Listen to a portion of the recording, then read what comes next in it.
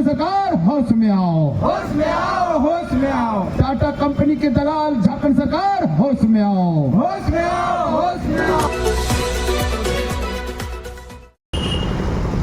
देखिए, झारखंड हाईकोर्ट से ये आदेश आ चुका है, कई बार ये आदेश आ रहे हैं कि जल्द से जल्द झारखंड में पेशा कानून का नियमावली बनाकर और इस झारखंड राज्य में उसको लागू किया जाए। लेकिन हम लोग लगातार देख रहे हैं कि झारखंड सरकार चुपचाप बैठी हुई है, सिर्फ ये दिखला रही है कि हम लोग लगे हुए हैं। अरे भाई, नियमावली बनाने में क्या लगे हुए?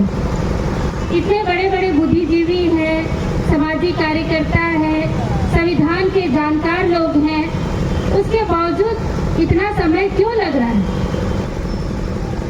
पेशा नियमावली नहीं होने के कारण आज हम लोग देख रहे हैं कि हमारी जमीनें, आदिवासियों की जो जमीनें हैं, झारखंडियों की जो जमीनें हैं, वो लगातार लूटती जा रही है, चाहे वो सरकार के माध्यम से हो या फिर बाहरी अतिक्रमण की बात हो।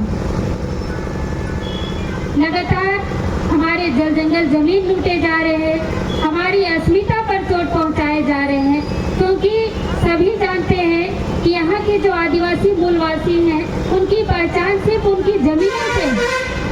लेकिन झारखंड बने हुए 25 साल हो गए, आज तक आदिवासी मूलवासियों के जमीन को बचाने के लिए कभी भी प्रयास नहीं किया जाता है।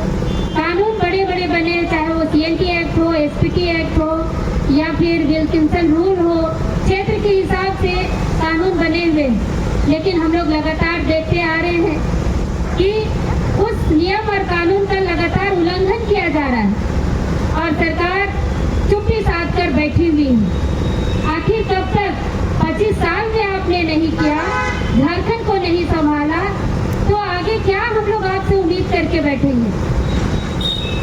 अगर पेशा नियमावली के तहत ग्राम सभा को पावर दी जाती, आज देखिए पंचायती क्षेत्र में अगर हम जाते हैं तो वहाँ लोग मुखिया को जान रहे हैं, सरपंच को जान रहे हैं, पंचायत समिति को जान रहे हैं, वार्ड को जान रहे हैं, जिला परिषद को जान रहे हैं, मगर अपने गांव के ग्राम प्रधान को नहीं जान रहे। ग्राम प्रधान का क्या पावर है वो नहीं जान रहे, कैसे ग्राम सभा की जाती है वो नहीं जान रहे, अपने जमीनों का पट्टा कैसे सुरक्षित करना है, कैसे डिमांड करना है ग्राम सभा करके, बालू या खनन का कैसे उसका ग्राम सभा का क्या इस्तेमाल करना है, क्या पावर है, ये सारा कुछ अभी धरातल पे कहीं नहीं दिखता है। हम लोग गर्व से कहते हैं ना लोकसभा ना राज्यसभा, सबसे बड़ा ग्राम सभा, लेकिन ग्राम सभा का क्या पावर है इसके बारे में जब सरकार ही नहीं जानती है तो हमारे जो अनपढ़ आदिवासी है या कम पढ़े लिखे लोग हैं वो कैसे जानेंगे? और सबसे बड़ा चीज है शहरीकरण। शहरीकरण होने के कारण हमारा ग्राम सभा लगातार खत्म होने के कगार पर है।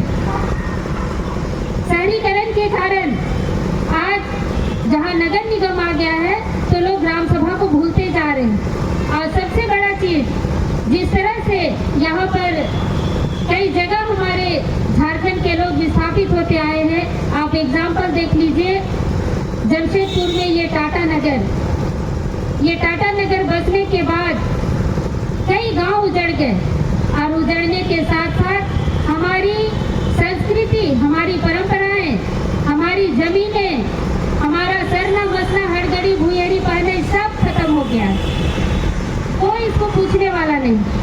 सरकार अगर किसी को विस्थापित करती है तो मैं चाहूंगी पेशा नियमावली में ये बात आए कि अगर सरकार विस्थापित करती है तो पुनर्वास के साथ साथ हमें सरना मसना हड़गड़ी अखड़ा भुयरी पहने हमारी व्यवस्था की जितनी जमीनें हैं वो सारा व्यवस्थित करके सरकार दे। और रही बात लीज नवीनीकरण की, तो मैं कहना चाहूंगी कि टाटा नगर का जो लीज है वो लीज अगर होता है तो उसमें ग्राम सभा की सहमति लेनी होगी। और गांव के लोगों का क्या है, यहाँ पर उनकी मांगे क्या है वो करना चाहिए। और सरकार को एक चीज और करना चाहिए, यहाँ के मैं हमारे माननीय डीसी महोदय से भी कहना चाहूंगी कि अगर सरकार फिर से लीज करती है तो यहाँ के जितने भी विस्थापित हैं उनको कितने लोगों को नौकरी मिली है उसकी जांच की जाए और फिर से उन्हें नौकरी पीढ़ी दर पीढ़ी रॉयल्टी के रूप में उनको नौकरी पर रखा जाए। ये नहीं कि ठेका में, उन्हें पीढ़ी दर पीढ़ी उनको नौकरी दिया जाए और वो नौकरी परमानेंट हो, ताकि जो आदिवासी आपको बिजनेस करने के लिए यहाँ पर जमीन दिए हैं वो आदिवासी गर्व से कह सके कि ये टाटा कंपनी हमारी है, हमारा भी इसमें शेयर है, हम भी इसको बढ़ाने के लिए काम कर रहे हैं। हम आदिवासी मूलवासी विकास विरोधी नहीं है, लेकिन हमेशा हम लोग देखते आए हैं कि हमें विनाश करने के बाद विकास किया जाता है। तो अब हम लोग विनाश की ओर नहीं बढ़ेंगे, विकास के साथ साथ हम चाहेंगे कि हमारा समाज में विकास हो, हमारा धर्म, संस्कृति, परंपरा हर चीज बचे। क्योंकि हम लोग प्रकृति पूजक हैं तो प्रकृति भी बचना चाहिए, तभी ये संसार बचेगा। और जितना जल्द हो सके सरकार से मांग करूंगी कि पेशा नियमावली बनाकर झारखंड में लागू करे, अन्यथा झारखंड अस्मिता बचाओ मोर्चा बड़े रूप में आंदोलन करेगी पेशा कानून को लेकर और सरकार को चेताएगी कि अगर आपने इस नियम को नहीं किया तो दिक्कतों का सामना कर सकता है। आप लोग देखे होंगे लगातार हाईकोर्ट का हवाला देकर गरीब आदिवासियों के घर उजाड़े जाते हैं, तो उस समय हाईकोर्ट और प्रशासन और सरकार हाईकोर्ट का हवाला दे देकर हमारा घर उजाड़ती है।